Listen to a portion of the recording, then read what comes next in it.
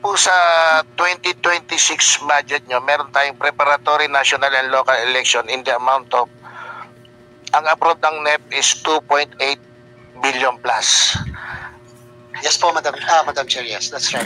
And according to you, wala po rito pa yung, if ever, yung barangay election ng 2026 kung gagawin. Dahil po, Madam Chair, yung postponement ng barangay and SK elections ay naipasa, napirma ng ating Pangulo after the submission of the NEP. Hindi na po yun naihabol. So ang mangyayari po, Madam Chair, yung budget para sa BSKE na supposedly ay December 1 dapat natuloy, mga more or less mga 10 billion na lang po yun ngayon out of the 11 billion because naibayad po namin sa mga overtime ng mga tauhan.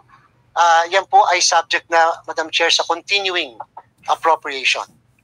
Chairman, if ever the Supreme Court decides otherwise, natuloy yung election ng December, capable pa ba ang COMELEC to proceed with the BSKE election?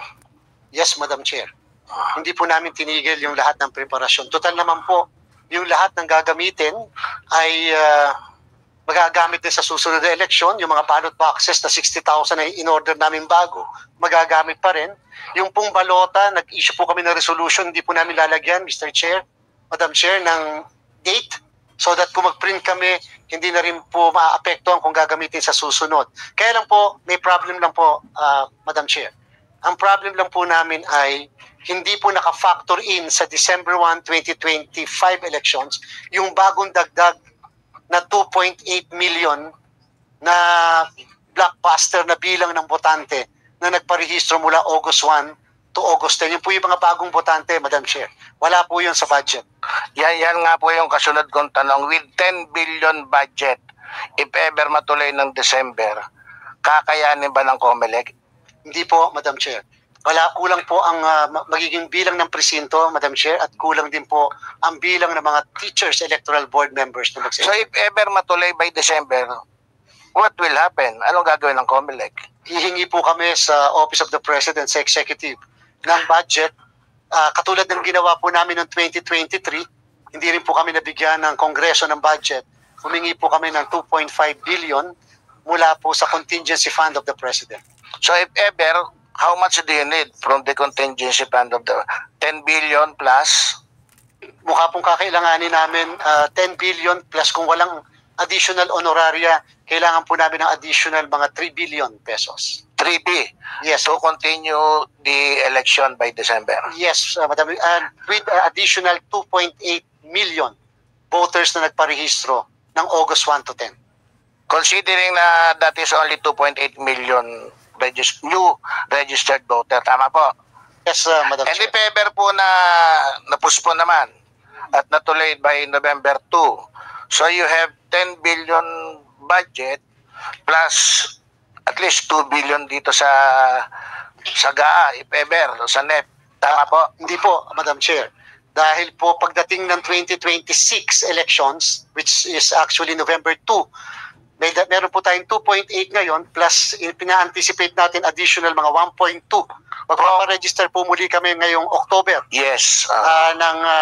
Mag-resume kami hanggang July ng next year. So kung may 4 million pong additional, kung wala po tayong dagdag na honoraria sa mga guro, baka po kailanganin natin ng mga 6 billion. 6 billion, 10 billion plus 6 billion. 16 billion po. 16 billion. Kapag naman po may additional honoraria sa mga guro plus additional support staff, bawat presinto, 19 billion ang kailangan po natin. 19. So kailangan namin ng dagdag na 9 billion po. Kapag November 2026 ang election po, tama? Yes, Madam Chair, with additional allowances para sa mga electoral board members. At kung matutuloy po yun ng November, na puspon ng December, alam niyo na ba kung saan niyo kukunin yung 9 billion budget na kailangan ng COMELEC? Sa kasalukuyan, Madam Chair, hindi po. Wala po. Kasi nga po, wala sa budget sa kasalukuyan. Yung po nasa budget namin ay preparatory, national and local sana para sa 2028. Wala pa po kami talaga pagkukuhanan ng barangay and SK election except po yung naka-continuing appropriation na 10 billion. Na 10 billion continuing. Yes, yung po. 9 billion, wala kayong pagkukunan. Wala pa po, Madam Chair. So siguro saka na lang natin po problemahin niya pagdating ng 2026. Tama po ba? Yes po, kaya na po, siyempre po, Madam Chair, yung GAA na pinag-uusapan po natin ngayon ay GAA for 2026 and therefore, kung wala pong budget dito sa GAA na maipapasa ng Kongreso, wala po kaming pagkukuhanan ng dagdag na budget. If ever matuloy yon, yung 2.8 billion plus 10 billion, pagsasamahin nyo, may kulang pa kayong how much? Mga 7? Kapag po nagbigay tayo ng dagdag na honoraria sa teachers, yes po, mga 7 billion. Mga Kapag po 7 walang billion. honoraria, mga 3.2 billion naman po. Okay. And the barangay election is manual or automated na po? Manual po, unless during the interregnum, Madam Chair, napakagandang question po yan, the Congress will decide na i-automate na ang barangay and SK. Alam niyo po, napakaganda kapag automated talaga. COMELEC had been pushing for an automated election. We will know that noong pong 2023, nag-pilot test po tayo kay Congresswoman Copilar ng Quezon City at sa Dasmariñas, Cavite. Isang oras lang po alam namin kung sino ang barangay chairman. In less than, actually 30 minutes lang po alam natin kung sino yung barangay chairman.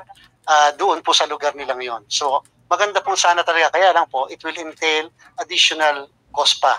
Another budget. That's right po, Madam. So pag nag-automated po tayo by 2026, in manual you need 19 billion. Pag na-automated po tayo, how much do you need? Mga 27 billion po. 27 billion just to have a barangay and SK election. Automated po. And Automated. ang maganda po sa ginawa natin ngayon sa election ng 2020, hindi po tayo bumili ng machines. Hindi po tayo bumili ng machines. Nag-list lang po tayo. So mali po yung strategy na binibili ang machines. Kasi pag binili nyo yung machines, you have to warehouse it. Napakamahal po ng warehousing. 4 million a month ang warehousing. Yung pong upgrading, hindi nyo po ma-upgrade yun. Dito po, ang list natin, 149,000 pesos. Kasama na po yung ballpen, kasama na po yung papel, and other election paraphernalia. Samantala, ang ABC po ng COMELEC ay 155,000. So nakatipid po kami, yung natipid namin, yun ang ginamit namin sa ibang gastusin. Kasi nga po, nireduce kami ng malaki para sa eleksyon ng 2025. Thank you. Last na siguro, Chairman, with 2.8 million new registered voters, plus kung mapopospon tong December election, you expect another 4 million new voters. 1.2 po. 1.2. Yes, para 4 million po lahat-lahat. So a total of 4 million new voters by 2026 if ever. Yes po, Madam Chair. At gusto ko lang pong mapaliwanag, 2 balota po tayo. Yeah, Isang the balota SK. para sa barangay at yung pangalawang balota para po doon sa SK, which is more or less 24 to 25 million, Madam Chair. Do you think, Chairman, with the additional 4 million new voters, are you not going to propose a redistrict if ever? Ma-justify na po yung redistricting because it may happen that the basis of the present districting ay nakabase po sa 2020 PSA. 2020 PSA pa. Sa pagkakaalam ko po, so mukhang talaga pong try to imagine, Madam Chair, 68 million ang mutante natin. Kung magkakaroon po ng dagdag na 4, that will be 72 million.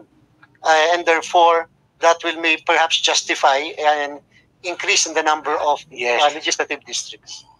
That's all, Madam Chair. Thank you very much, Chairman. Thank you. Thank you very much po.